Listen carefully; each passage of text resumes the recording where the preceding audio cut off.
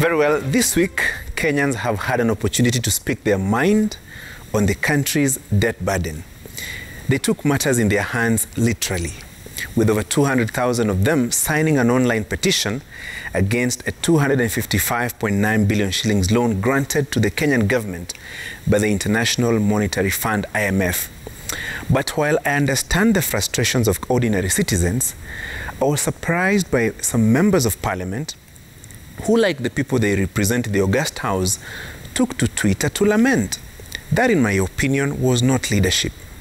Ken Kesey, an American novelist, while defining leadership, said, "You don't lead by pointing and telling people some place to go.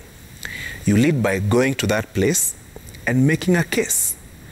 Two of the MPs' tweets, however, captured my attention. Nominated Senator Isaac Mwaura tweeted, "1 year ago, Treasury can't mismanage our country's finances, and then when COVID-19 hits, it goes begging to IMF and World Bank. Don't tell Kenyans to be disciplined when you are not. Fiscal discipline is the mother of a country's prosperity. You either have it or you get mortgaged." End of that tweet. His colleague in the House, Narok Senator Ledama Olekina, on the same platform said, and I quote, "President Uhuru Kenyatta has succeeded in controlling Parliament. We can no longer check the executive. Leadership of committees must toe the line or you're shown the door. This is why Kenya is on a borrowing spree and not even Parliament can stop it. That's the reality. Naked truth." End of tweet. I reflected on the naked truth. In October 2019, members of Parliament were bullied to submission, if I say, by the executive and approved a debt ceiling of 9 trillion shillings. That day, the lawmakers, some of those lamenting on Twitter included, unanimously voted in favor of an amendment to the law that restricted public debt at 50% of the country's gross domestic product GDP and allowed the government to borrow an extra over 3 trillion shillings from the then debt burden of 5.7 trillion shillings.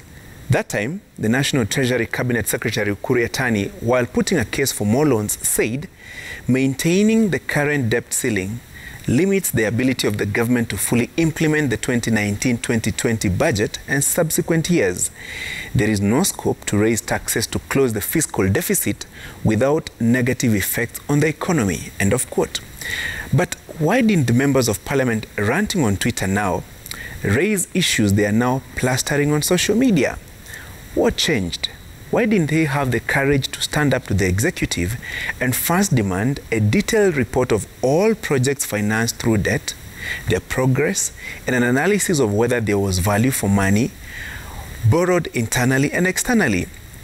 Some of the Jubilee MPs lamenting today were fierce defenders of the administration's mega projects, even when questions of cost and priority were raised. That time, they labeled critics of some projects lords of poverty who are opposed to development. But haven't we seen government officers losing their jobs, and some even hauled to court to answer to charges of willful failure to comply with procurement regulations and committing public funds to projects fraudulently? Now, members of the 12th Parliament will soon be faced with another proposal to raise the debt ceiling from the current 9 trillion shillings through an amendment to the Public Finance Management Act. There is talk of that debt ceiling rising to about 12 trillion shillings or even 15 trillion shillings. But whichever figure will be proposed, can we be sure that the lawmakers will finally have the courage to do the right thing, ask the hard questions, and demand all the answers from the National Treasury? I'm not too sure. Get me right. There is nothing wrong with borrowing, but there is something absolutely wrong with procuring loans and failing to account for every dollar borrowed in the name of the people of Kenya.